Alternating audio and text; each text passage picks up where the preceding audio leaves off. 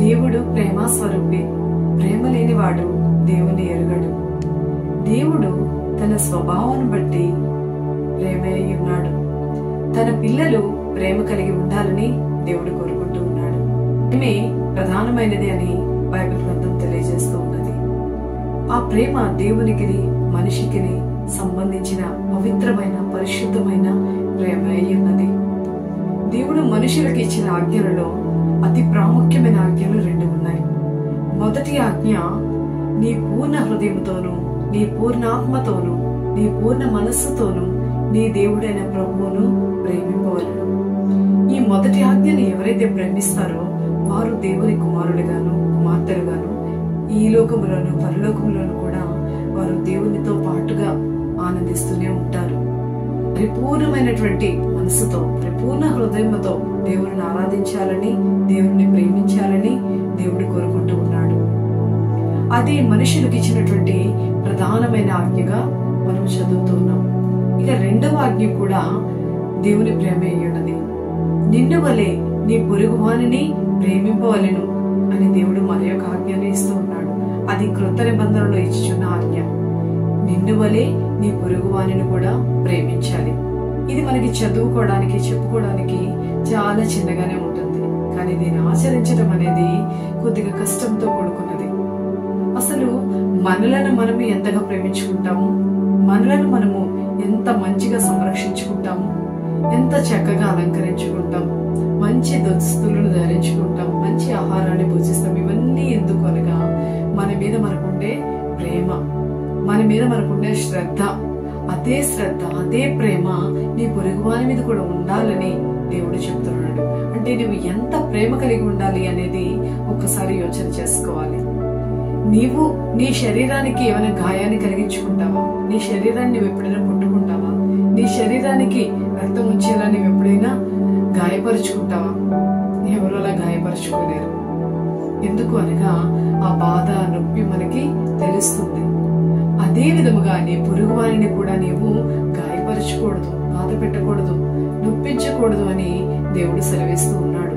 నిన్ను నీవు ఎంతగా ప్రేమించుకుంటున్నావో అదే విధంగా నీ పొరుగు వారిని కూడా ప్రేమించాలనేది దేవుడు ఇచ్చుచున్న ఆజ్ఞలో అతి ప్రాముఖ్యమైనటువంటి ఆజ్ఞగా మనం చూస్తూ ఉన్నాం. ఆయన వాక్యము ఎవడైతే గైకొనునో వారిలో తండ్రి ప్రేమ ఉంటుంది అని దేవుడు చెప్తూ ఉన్నాడు. మనము దేవుని వాక్యాన్ని అనుసరించిన వారమైతే, దేవుని బిడ్డలుగా జీవించిన వారమైతే మనలో దేవుని ప్రేమ ఉండాలి.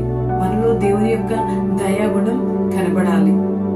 గ్రహం స్ట్రైన్స్ గారిని వారి 2 బిడ్డలను అతి క్రూరంగా, కిరాతకంగా సజీవ దహనం చేసినప్పుడు అటువంటి దోషులను శిక్షించటానికి న్యాయస్థానంలో నిలబెట్టినప్పుడు వారికి శిక్ష వేసే సమయంలో గ్రహం స్ట్రైన్స్ గారి శిక్ష వేసే సమయంలో స్ట్రైన్స్ గారి భార్య ఈ విధమైన స్టేట్మెంట్ ఇచ్చారు. అది లోకమంతటికి ఆదర్శముగా, మాదిరిగా కనబడుతూ ఉన్నది. వారిని క్షమించి విడిచిపెట్టండి, వారిని ఎటువంటి శిక్షకు లోను కానివ్వద్దు అని ఆమె స్టేట్మెంట్ ఇచ్చింది. వారిని క్షమించమన్నది. ఆమెకి అంతటి ప్రేమ ఎక్కడి నుంచి వచ్చింది అనగా ఆమె ఆరాధించుచున్న దేవుడు నేర్పించిన గొప్ప ప్రేమ అయి ఉన్నది. ఆ మాదిరికరమైన జీవితాన్ని రోజున కలిగి ఉంటే అతి దారుణంగా వారిని చంపి ఉండేవారు కాదు. అంతటి క్షమాగుణాన్ని ఆమె అతని భార్య ఇస్తుంది అని వారు ఎప్పుడు కూడా ఊహించి ఉండరు.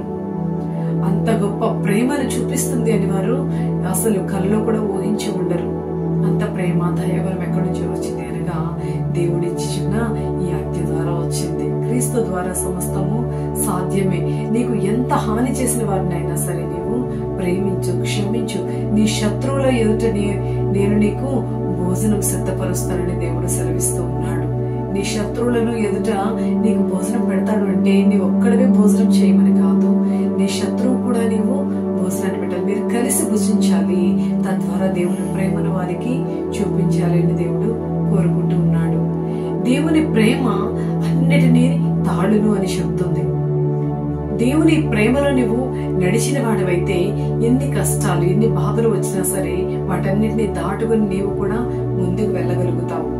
క్రీస్తు ప్రేమ నీలో పారిన ఎడల అనేక మందిని నీవు ఆయన దగ్గరకు నడిపించేవాడుగా ఉంటావు. క్రీస్తు మార్గంలోనికి అనేక మందిని ఆకర్షించగలుగుతావు. క్రీస్తు ప్రేమ కేవలం కొద్ది కాలం ఉండేది కాదు, అది శాశ్వత కాలం ఉండేది. తరతరములు కూడా ఆయన ప్రేమ తరిగిపోనిది. ఎన్ని సంవత్సరాలు యుగాలు గడిచినా క్రీస్తు ప్రేమకు అంతం అనేది లేనే లేదు. నీ యొక్క ప్రేమ కూడా ఆ విధంగా ఉండాలని క్రీస్తు కోరుకుంటూ ఉన్నాడు. నీ జీవిత కాలం అంతయు కూడా ద్వేషము, అసూయ, ఈర్ష్య, పగ, కుట్ర, కుతంత్రాలు ఇవి కాదు, కానీ ప్రేమలో నీవు ఎదగాలని, అనేక మందిని నీవు ప్రేమ చేత నింపాలని ప్రభు కోరుకుంటూ ఉన్నారు. క్రీస్తు ప్రేమను గురించి మనము చూసినట్లయితే, క్రీస్తు ప్రేమట దేవుడు లోకమును ఎంత ప్రేమించెను అనగా ఆయన కుమారుని మన నిమిత్తం ఆయన అప్పగించాడు. దేవుడు తన యొక్క ప్రియాతి ప్రియమైన కొడుకుని, కుమారుణ్ణి లోకము నిమిత్తము శిక్షించుటకు పరలోకం నుంచి పంపించాడు. ఎంత గొప్ప ప్రేమ ఇది! నీ కుమారుణ్ణి ఇతరులు ఎవరైనా శిక్షకు లోనైతే వారి శిక్ష నుంచి తప్పించి నీ కుమారుణ్ణి ఆ శిక్షను నిలబెట్టగలవా నీవు?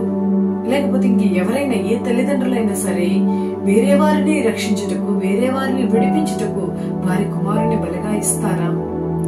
కానీ అటువంటి అమూల్యమైన ప్రేమను చూపించిన వ్యక్తే ప్రభు అయిన తండ్రి మరియు యేసు. వారి ఇరువురు కూడా మానవుల్ని ఎంతగా ప్రేమించారు అనగా ఏకైక కుమారుని మన నిమిత్తం ఆయన లోకానికి పంపించారు. అతి దారుణమైన, భయంకరమైన శిలువ శిక్షను భరించి మన నిమిత్తమైన ఆఖరి రక్తపు బొట్టు వరకు కార్చి మనలను ప్రేమించారు. మనకు ఒక మార్గాన్ని పరలోకానికి వేయుటకు క్రీస్తు తన జీవితాన్ని నలుగుగొట్టించుకున్నారు. ఇంత గొప్ప ప్రేమ ఈ లోకంలో ఎవరు కూడా చూపించలేరు. మన నిమిత్తము మన తల్లిదండ్రులు గాని, బంధువులు గాని, స్నేహితులు గాని ఎన్నో త్యాగాలు చేస్తారు. కానీ ప్రాణం ఇచ్చేవారు ఎవరైనా ఉన్నారా అంటే అది కేవలము ప్రభు అయిన యేసు మాత్రమే. నిన్ను ఎంతగా ప్రేమించారు అంటే తన ప్రాణాన్ని ఇచ్చినంతగా ఆయన నిన్ను ప్రేమించారు. అటువంటి క్రీస్తు ప్రేమను ఎరిగి, క్రీస్తు ప్రేమలో దినదినము సాగిపోతూ అనేక మందికి మాదిరిగాను, ఆదర్శంగాను జీవించాలని ప్రభు కోరుకుంటూ ఉన్నారు. దేవుడు చెప్పిన మాటల్లో అనేక మంది ఆచరించిన వారు కూడా ఉన్నారు. నీ చెంప మీద ఒకరు కొట్టినప్పుడు ఇంకొక చెంపను కూడా చూపించు అని దేవుడు చెప్పాడు. ఆ విధంగానే ఎంతో మంది మహానుభావులు, గొప్పవారు కూడా అదే విషయాన్ని మరలా నొక్కి వక్కాడించినట్టుగా మనము తెలుసుకోవచ్చు. నిన్ను ఎవరైనా శిక్షిస్తే వారి కోపం తీరినంతగా కూడా శిక్షించమని నిన్ను నీవు అప్పగించుకొని దేవుని వాక్యం సెలవిస్తుంది. నీ పై వస్త్రము కావాలని కోరిన ఎడల నీ పై వస్త్రము, ఎవరికైనా బట్టలు లేకపోతే నీ పై వస్త్రాన్ని తీసి ఇవ్వమని దేవుడు సెలవిస్తూ ఉన్నాడు. కాబట్టి మన యొక్క ప్రేమను క్రియల రూపంలో తెలియచేయాలి. మన యొక్క భక్తిని, దేవుడిని ప్రేమించే విధానాన్ని కేవలం మాటల్లోనే కాదు గాని క్రియలలోనూ, ఆచరణలోనూ చూపించిన వారమైతే ప్రభు ప్రేమను నిజముగా అనుసరించిన వారం అవుతాం. ఆ విధంగా జీవిద్దాం. ప్రభు రాకడ కొరకు సిద్ధం.